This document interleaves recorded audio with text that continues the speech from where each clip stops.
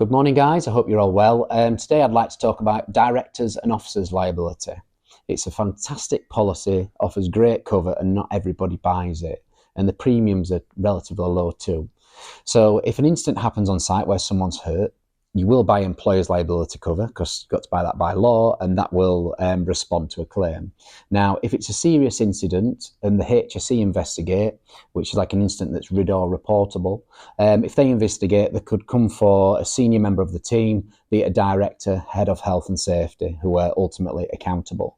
So if they do come for these people, they will investigate the claim, and what that policy will do is it'll react and provide legal defence at that point. So in other words, how I like to say it is a solicitor to hold your hand through the process.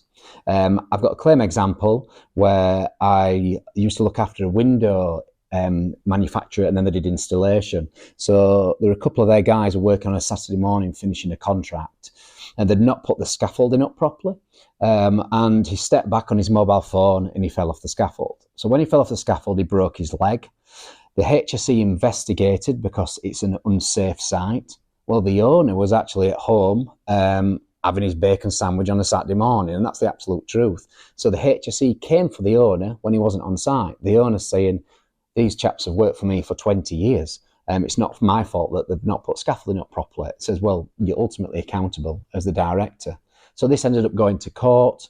We had the legal defence because the directors and officers liability responded.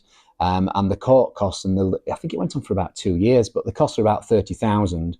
And then he had to pay an amount of money to his employee of about £5,000, which isn't covered, but the legal defence is.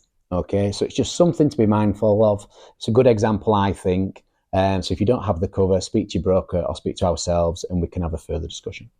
Hopefully that was helpful, and I'll see you all soon. Bye for now.